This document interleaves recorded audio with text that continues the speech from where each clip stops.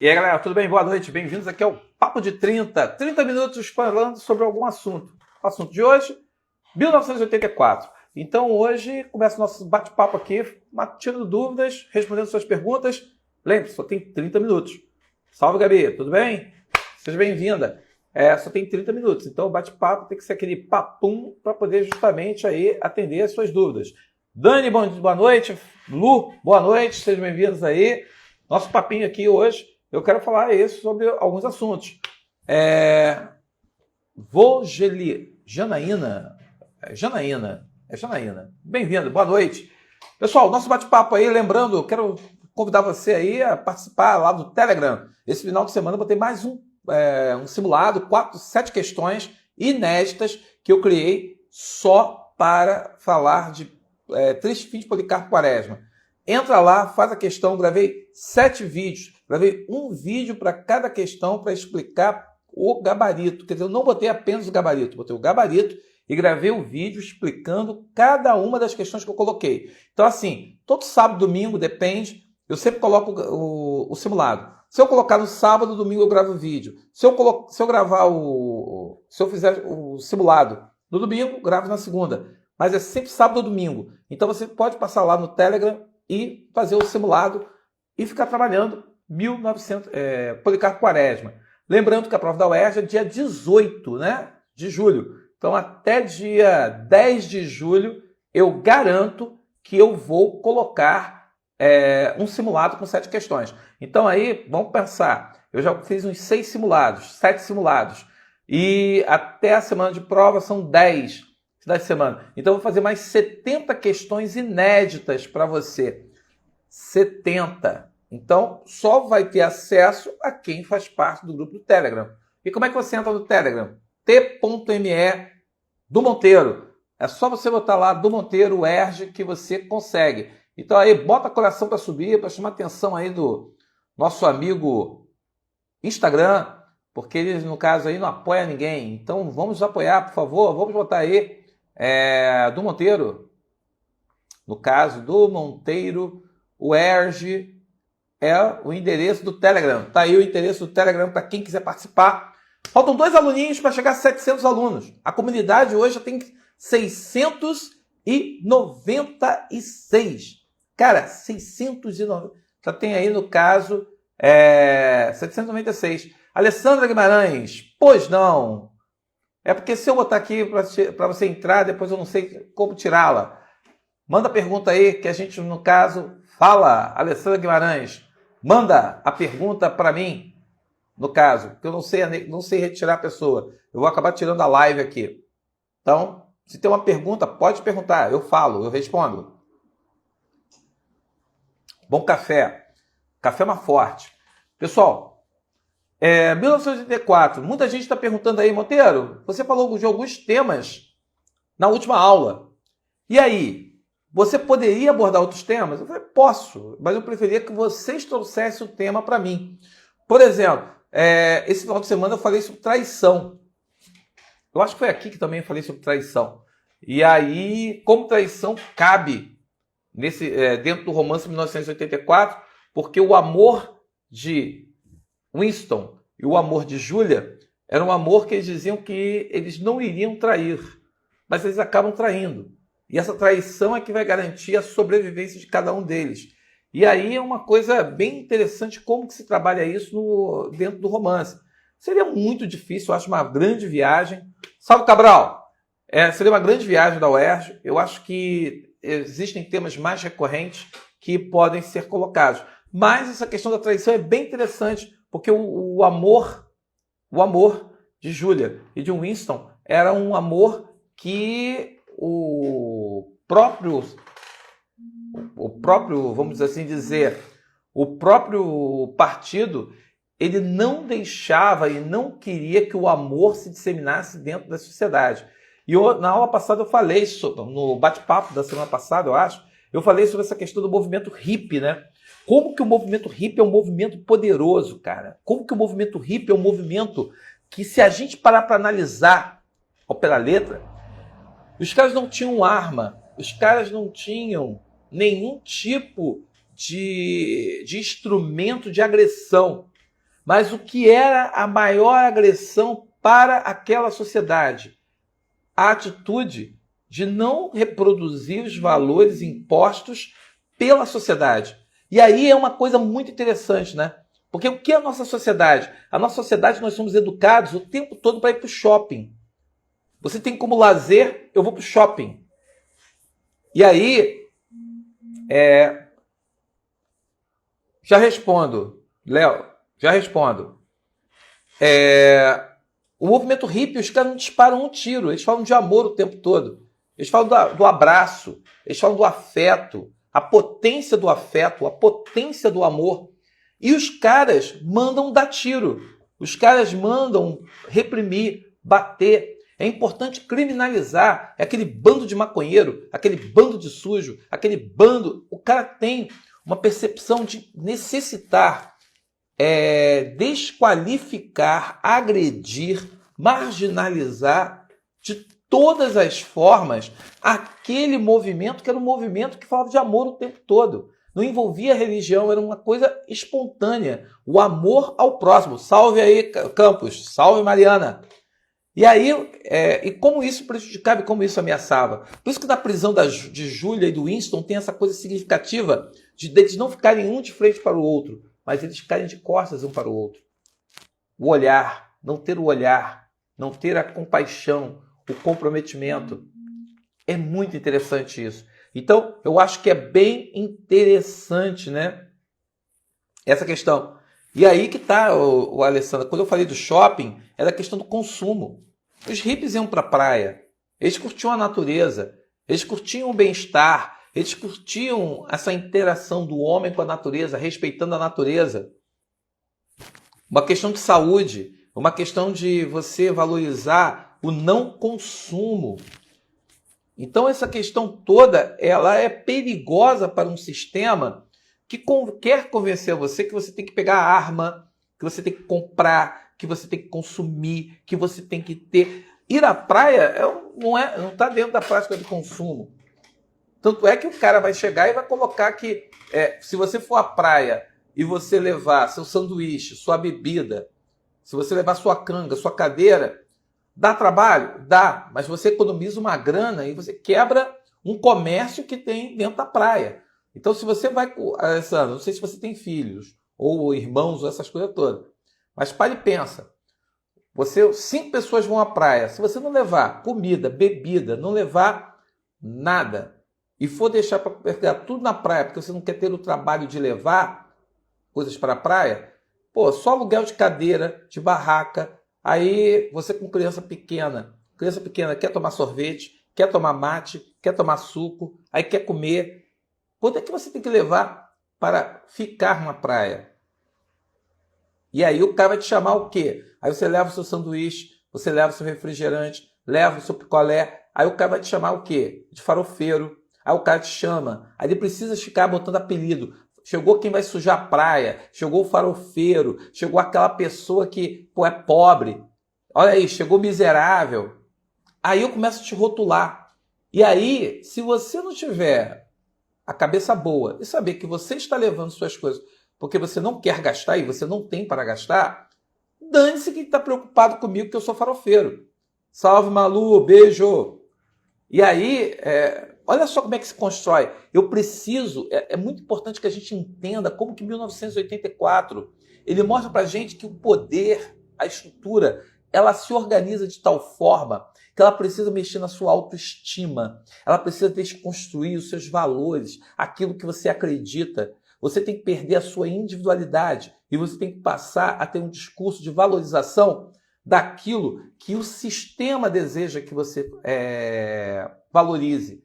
E aí você ataca a liberdade individual. E a gente perde uma noção, né? Eu já falei isso aqui. O meu amigo perguntou lá, o Léo perguntou sobre Foucault. Cara, eu acho que você pode ver Fuga das Galinhas, desenho animado, que você vai ter ali uma boa ideia sobre 1984. Eu não preciso ler Foucault. Eu acho que Fuga da Galinha você vai entender e você pode até usar no momento de reflexão para poder chegar e validar sua ideia sobre controle, perseguição, punição, desqualificação, que o poder não democrático, ele precisa ter inimigos.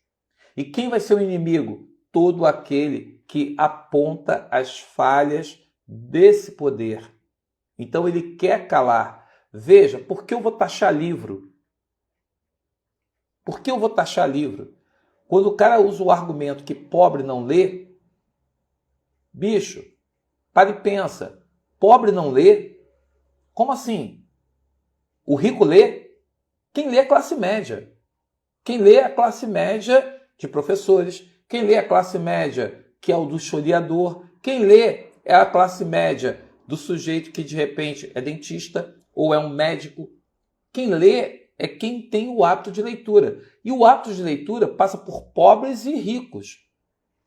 Não tem esse papo. Mas com certeza, quando você aumenta o imposto de livro, você está diminuindo a possibilidade daquelas pessoas mais pobres de pegarem uma parte do seu dinheirinho para comprar um livro. E aí eu estou condenando essas pessoas a justamente o quê? A pessoa já não tem acesso à música, não tem acesso ao teatro, não tem acesso ao cinema, não tem acesso. E eu ainda tiro o livro, eu estou fazendo com que essa pessoa ela seja colocada dentro de um pote em que ela vai achar que aquele pote onde ela está é o horizonte de mundo que ela tem. Então essa questão da taxação dos livros, porque eu quero taxar os livros que só rico consome. Isso é um sofisma e de uma crueldade que ataca vários pontos. Você ataca a livraria que é um espaço que depende do consumo dos livros. Você ataca o editor, você ataca aquela pessoa que escreve, aquela pessoa que vive da escrita. Você não é só negar o acesso da pessoa ao livro, você está mexendo com toda uma estrutura que é a estrutura de cultura. Você vai aos países europeus, as livrarias de lá são grandes livrarias, tem livrarias grandes, pequenas, e você fica justamente discutindo isso. Quer dizer, a quem interessa aumentar imposto de livro?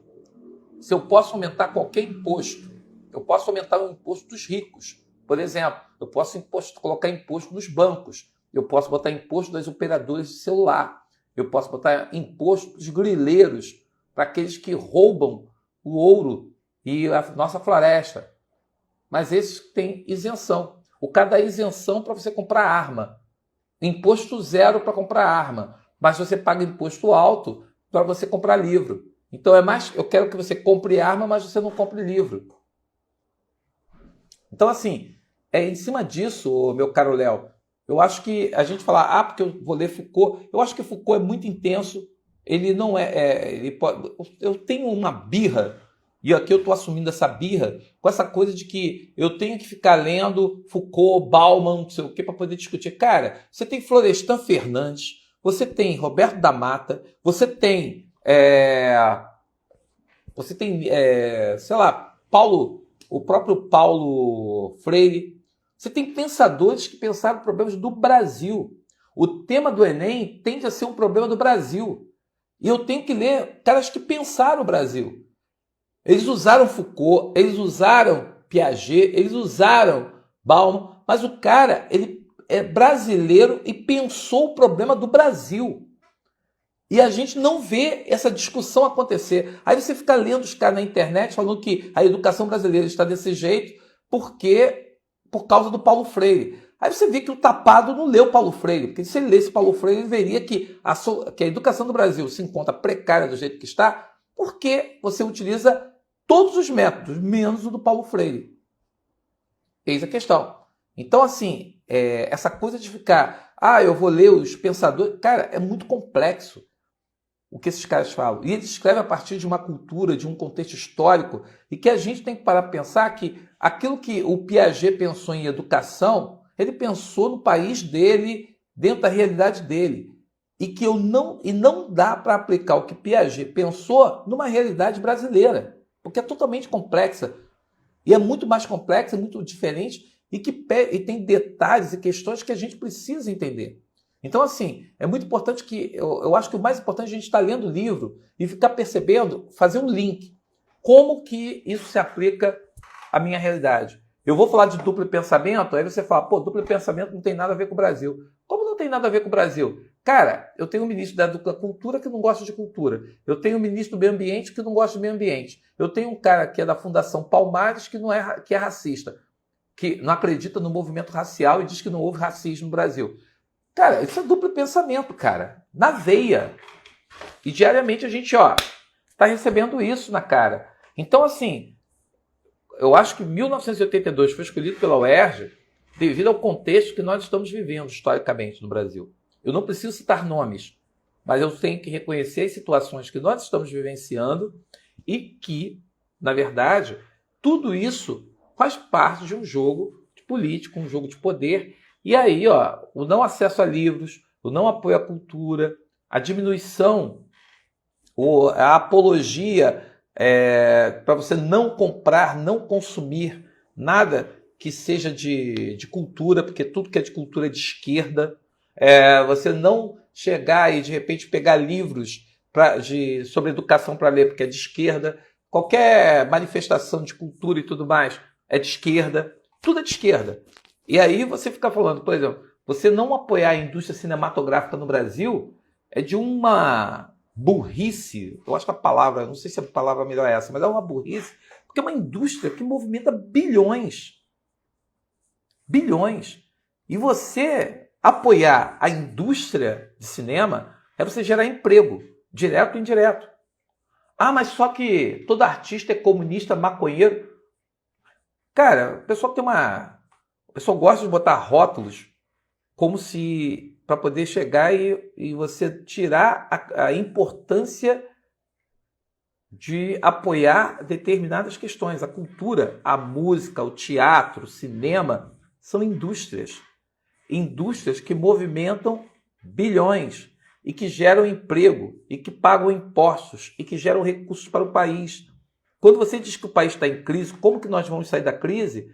Olha para Chicago, olha para Dublin, olha para países em que você tinha momentos de crise e que eles buscaram justamente na cultura uma forma de dar uma volta, uma forma de você recuperar e transformar. A Mari colocou uma coisa muito legal aqui, Marina Montes, minha amiga Montes, saudades, Montes. Amanhã eu estou lá no GAP, hein? E aí, ô Montes, tem uma coisa que, por exemplo, eu estava vendo um programa de viagem sobre Dublin. Existe um passeio em Dublin que o ônibus percorre locações onde foram filmadas Games of Thrones. Eu já tinha visto que tem em Dublin esse passeio, existe na ilha de Malta, existe também esse passeio, agora esqueci aqui, Croácia. Existem lugares onde foram filmados Games of Thrones. E aí as pessoas, elas pagam para ir a esses lugares onde foram filmados. Então, existe todo um roteiro turístico construído para satisfazer a curiosidade das pessoas que querem ver as locações do filme. A Nova Zelândia mantém até hoje intacta a Vila dos Hobbits. E lá você tem a Vila dos Hobbits, que você visita, aí tem o bar onde você pode beber, aí você pode ter a lojinha onde você pode comprar souvenirs. Ou seja, está gerando emprego, está gerando receita, está movimentando a economia e você está estimulando. Muita gente comprou o livro do Tolkien por conta do filme. Então, muita gente que já conhecia o livro chegou ao filme para ver o que o filme tinha conseguido representar do livro. Muita gente só conhecia, no caso, o filme, acabou buscando o livro para conhecer e você movimentou a economia. Muita gente vai lá para a livraria Lelo, no Porto, para poder justamente ficar tirando foto da escada que imita o filme Harry Potter.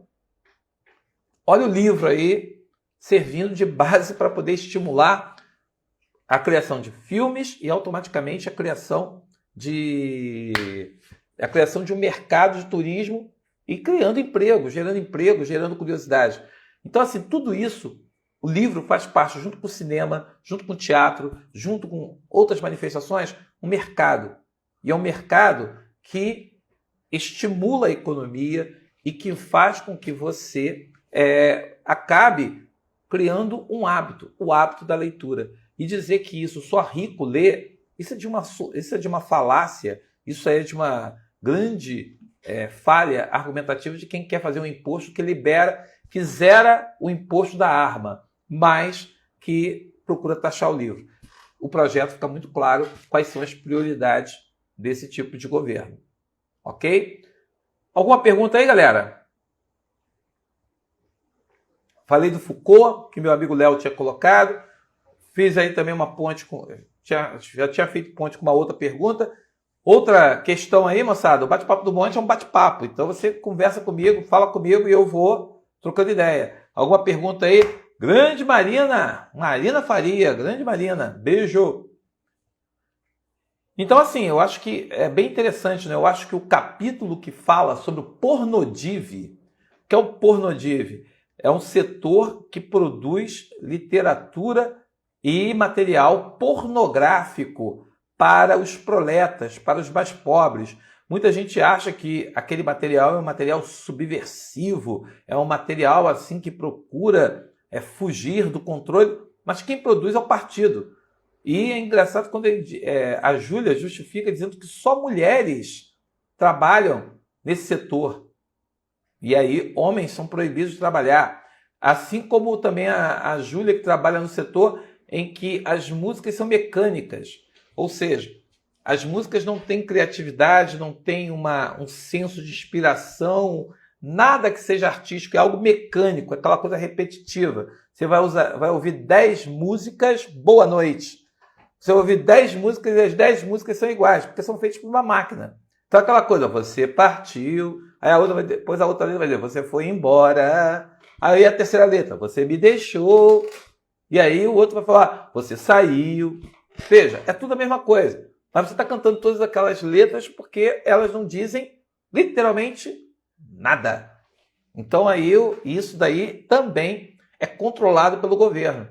Então eu começo a dizer o que é bom e o que é ruim. Então eu desconfio muito de alguém que fala que Chico Buarque é um cara ruim e valoriza Gustavo Lima. Tudo bem que você gosta de Gustavo Lima, mas falar que o Gustavo Lima é que é bom e o Chico Buarque que é ruim, aí eu começo a ficar já preocupado com a opinião, né? Mas deixa para lá. Mas o livro aborda isso. E aborda como que essa música de baixa qualidade, a literatura de baixa qualidade, ela é estimulada pelo governo, é estimulada pelo poder para poder manter o poder e manter pessoas, no caso, sem reflexão, sem capacidade crítica, sem a percepção crítica do mundo em que ela está inserida. Então, isso daí também é um instrumento, que é o instrumento de manipulação. Agora mesmo eu estava fazendo aqui a mentoria e eu estava chamando a atenção das pessoas falando o seguinte, eu acho muito legal quando o cara fala assim, eu quero a ditadura de volta porque na ditadura não havia problemas. Aí você pergunta, como é que você sabe? Não, você pega os jornais da época e não tem nada escrito que fale de corrupção. Mas só que tinha censura. Tudo que feria o Estado, tudo que era ia de encontro à Revolução de 64 e posteriormente seu desdobramento, eles eram censurados. Não podiam aparecer. E como não podia aparecer, ora, o cara vai colocar. Aí você tem essa ilusão de que pela falta de registro, como não há registros, como não há documentos falando sobre isso, o cara vai dizer que, tá vendo? Naquela época que é boa, você só tinha notícias boas. E aí você para. Mas por que só tinha notícias boas? Porque os caras só deixavam passar notícias que eram do interesse deles. Então, assim, é por isso que quando o Winston fala sobre a preocupação do partido de fazer um eterno presente, como assim um eterno presente? Você vai abrir, você vai achar que hoje você está comendo melhor do que ontem. Hoje você tem mais liberdade que ontem. Hoje você tem uma vida muito mais significativa do que ontem. Então, eu apago o registro do passado para justamente o quê? Para você não ter a comparação. Moçada, Semana passada foi cancelado o censo 2021. Por que foi cancelado o censo 2021? Porque o censo 2021 seriam os dados estatísticos que iriam dizer o que se tornou a população, a sociedade brasileira. Ora, esses dados seriam divulgados quando? Março do ano que vem. Abril do ano que vem. O que nós temos no ano que vem? Eleições. Então eu não posso ter documentos que atestem que a sociedade brasileira piorou a qualidade de vida, que ela piorou a sua estrutura, porque isso vai cair na conta do candidato que vai querer se reeleger e que vai criar narrativas através da propaganda que afetam diretamente o quê? Que afetam diretamente a verdade, o fato.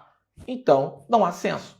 Então, o censo, que é um documento histórico importantíssimo para a sociedade, ele acaba sendo utilizado como um instrumento político para poder garantir a reeleição, no caso do atual presidente. Então, assim, isso daí, pessoal, nada mais atual do que o Ministério da Verdade. A censura, meu caro Léo, o que é a censura? A censura é o que faz o Ministério da Verdade. O Ministério da Verdade, o cara vai manipulando os fatos, manipulando os dados, manipulando as informações, conforme aquilo que foi interessante falar. Se eu quero falar que nós tivemos os 10 piores anos da nossa vida há 5 anos atrás, há 10 anos atrás, a gente vai falar que houve. Eu vou falar que livro é comprovado que só rico lê. É comprovado como? Cadê o documento que comprova? Cadê os dados para poder chegar e justificar e legitimar esse tipo de ação? Cadê a informação? Qual foi a fonte? Qual a referência? Eu não tenho. E nem vai ter. E nós deveríamos estar cobrando isso, porque aí que vem a grande questão, né? O fake news. O que é o fake news? O fake news é a narrativa. É a produção da narrativa. Eu vou contar o fato a partir do meu olhar, ou a partir do interesse do meu grupo. E se eu vou contar o fato do meu jeito, o que vai acontecer? Cara, eu conto o que eu quiser. Eu conto do meu jeito. E eu não tenho que levar em consideração o seu olhar, a sua perspectiva. Eu não levo em consideração. Eu não levo isso em conta. Cara, isso é grave. Isso é grave. E é grave porque a gente fala que vive numa democracia. Vamos lá. Se eu vivo numa democracia, qual é a marca de uma democracia? Democracia é feita pela segunda Constituição, né? Você vai respeitar as diferenças. Veja bem, muita gente hoje estava falando do Fiuk, que estava lá pelado, tomando banho com o Gil e tudo mais, e começou um discurso todo ele moralista. E aí que tá, cara. Dentro da democracia, eu sei que existem diferenças. E essas diferenças precisam ser ouvidas. Eu tenho que ouvir as diferenças.